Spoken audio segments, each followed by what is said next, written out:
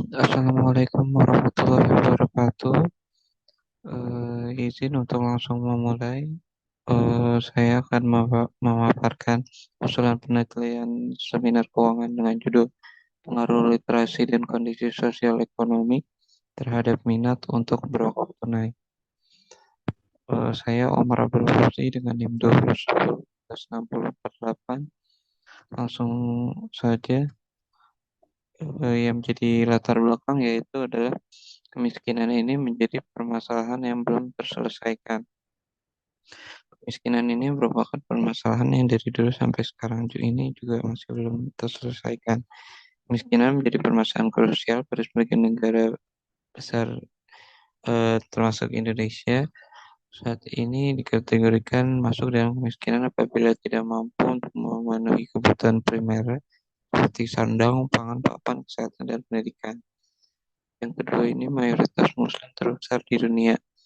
Indonesia sebagai negara yang memiliki jumlah mayoritas muslim terbesar di dunia ini memiliki potensi yang sangat besar untuk mengatasi kemiskinan dengan filantropi Islam sebagai solusi atas permasalahan kemiskinan di Indonesia.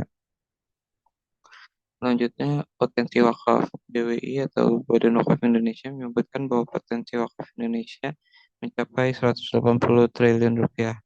Sementara menurut sebagian pakar, potensi wakaf di Indonesia hanya mencapai 3 triliun per tahun. Tapi realisasi dana wakafnya ini juga tergolong rendah. Berdasarkan catatan Badan Wakaf Indonesia, realisasi penghimpunan dana wakaf pada sampai tahun 2017 masih berada di angka 199 miliar rupiah.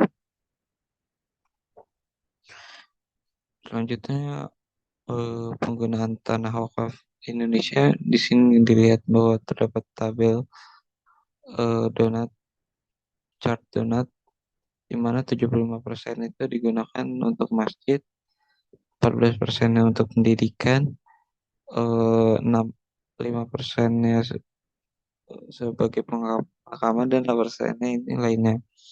Kesejahteraan masyarakat dan pengentasan kemiskinan ini dapat diciptakan dari pengelolaan wakaf yang baik. Namun sayang sekali bahwa pengelolaan wakaf di Indonesia ini kurang tertuju pada pemberdayaan ekonomi, tetapi hanya sebatas untuk acara keagamaan atau ibadah saja. Dalam rangka mengembangkan wakaf produktif, mayoritas masalah yaitu tanah wakaf di Indonesia hanya bermanfaat sebagai kuburan dan masjid saja sehingga tidak ada unsur ekonomi di dalamnya. Jika tanah wakaf ini dapat dimanfaatkan dengan cara produktif, salah satunya itu yaitu adalah sawah menjadi salah satu cara untuk menghasilkan sesuatu yang berkelanjutan. Selanjutnya, diketahui bahwa penjualan cash coupling sukuk atau CWLS seri SWR 002 ini mencapai 24 miliar rupiah, diumumkan oleh Kementerian Keuangan. Penerbitan CWLS retail seri ini merupakan komitmen dari pemerintah untuk mendukung gerakan wakaf nasional, juga membantu perkembangan investasi sosial dan pengembangan wakaf produktif di Indonesia. Tenor dari CWLS ini yaitu 2 tahun dan tingkat imbalannya 5,57% per tahunnya. Dalam penjualan SWR 002 ini menjangkau 591 wakif di seluruh provinsi Indonesia, dengan hasil pemesanan totalnya 24,141 miliar, dari wakif individunya sebesar 15,661 miliar, dan dari institusi sebesar 8,480 miliar. Hal ini meningkat 62% dibanding SWR 001 yang hanya sebesar 14 miliar. Berdasarkan generasi, wakif dengan generasi X ini lebih dominan membeli SWR 002 ini dengan total 8,64 miliar dan jumlah wakifnya sebanyak 265 orang.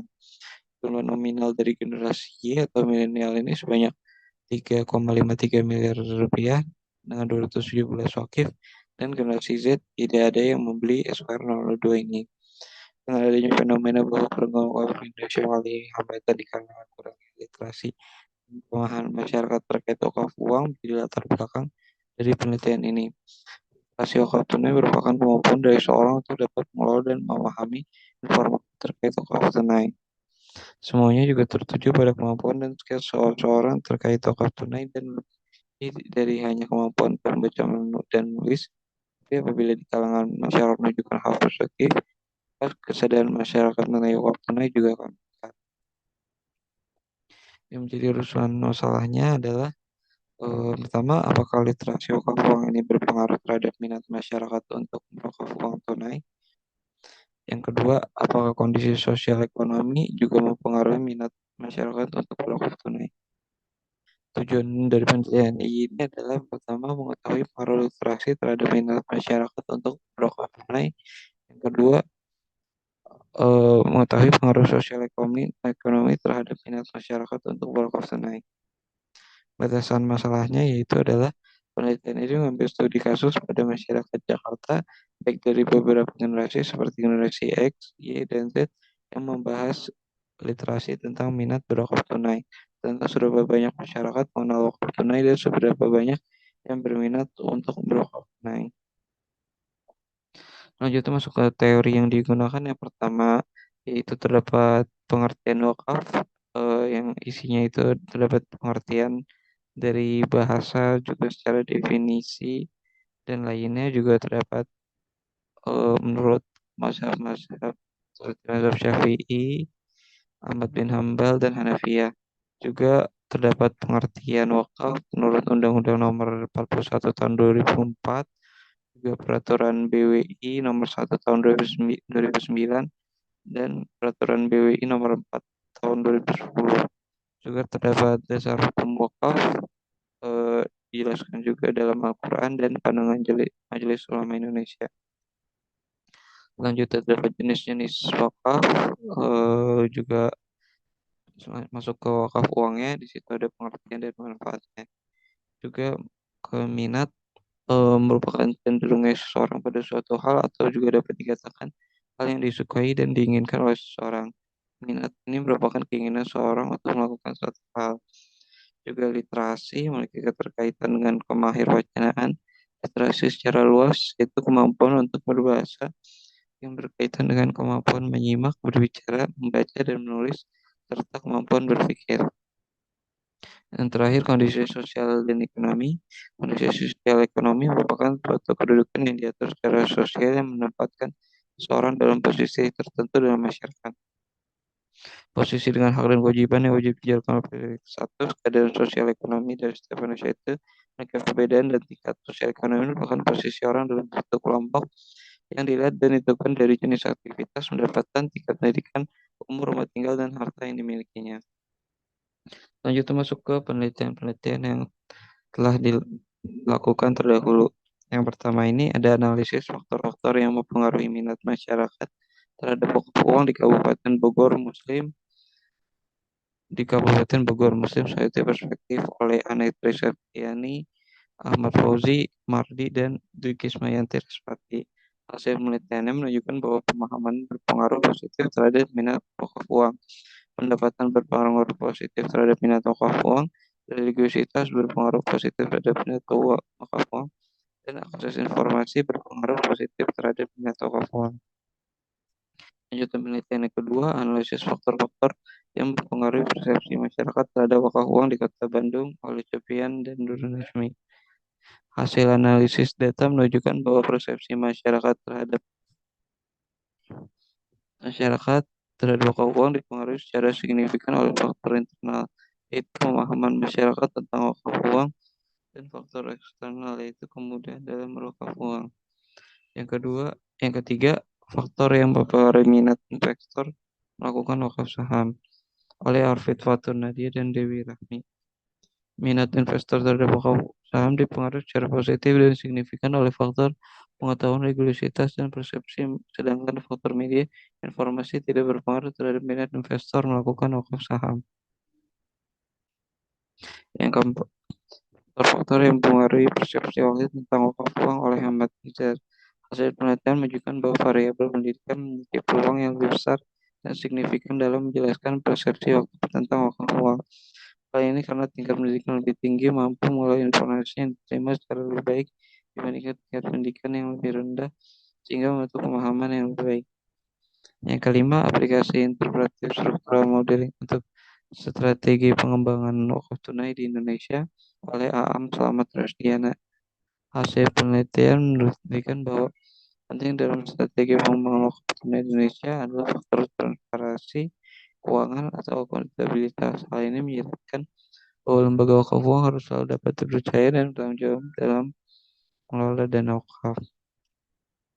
Yang menjadi novelty adalah eh, penelitian tentang pengaruh literasi dan kondisi sosial ekonomi terhadap wakaf tunai ini secara spesifik mungkin belum banyak dilakukan, namun dapat diidentifikasi beberapa pengaruh umum yang mungkin terjadi berdasarkan pemahaman tentang literasi keuangan, sosial ekonomi, dan praktik wakaf tunai. Yang pertama, pengaruh literasi keuangan. Literasi keuangan yang baik dapat berdampak positif terhadap praktik wakaf tunai. Individu yang memiliki pemahaman yang baik tentang manajemen keuangan dan investasi cenderung lebih mampu mengenal nilai dan manfaat wakaf tunai. Mereka akan memiliki pengetahuan tentang bagaimana mengalokasikan dan mengelola aset keuangan mereka, termasuk melalui wakaf tunai, untuk tujuan yang bermanfaat secara sosial dan ekonomi. Yang kedua, pengaruh kondisi sosial ekonomi, yaitu seseorang dapat mempengaruhi partisipasi dalam wakaf tunai. Individu dengan tingkat pendapatan yang lebih tinggi ini cenderung memiliki kemampuan finansial yang lebih baik untuk berwakaf tunai. Mereka mungkin lebih nyaman untuk menyisihkan sebagian pendapatan untuk tujuan amal. Di sisi lain, individu dengan kondisi sosial ekonomi yang lebih rendah mungkin mengalami keterbatasan dalam hal akses terhadap informasi dan sumber daya yang berkaitan dengan wakaf tunai. Mereka mungkin tidak memiliki pemahaman yang cukup tentang manfaat wakaf tunai atau tidak memiliki dana yang cukup untuk berwakaf tunai. Terakhir, masuk ke metodologi penelitian, menjadi objek penelitian yaitu adalah pengaruh literasi dan kondisi sosial ekonomi terhadap minat masyarakat untuk berwakaf tunai. Jadi X1 itu adalah literasi, X2 itu adalah kondisi sosial ekonomi, dan yang menjadi Y itu adalah minat masyarakat untuk berwakaf tunai. Subjeknya adalah masyarakat Jakarta dengan generasi X, Y, dan Z. Jenis data dan sumber data, jenis penelitian yang digunakan ini adalah metode kuantitatif dengan jenis data primer. Data primer diperoleh menggunakan Google Form dengan kuesioner. Sampelnya terdiri dari masyarakat Jakarta sebanyak 100 orang atau lebih yang terdiri dari generasi X, Y, dan Z. Metode pengumpulan data dan analisis menggunakan regresi linear berganda dengan bantuan aplikasi SPSS 26. Cukup sekian yang bisa disampaikan. Wassalamualaikum warahmatullahi wabarakatuh.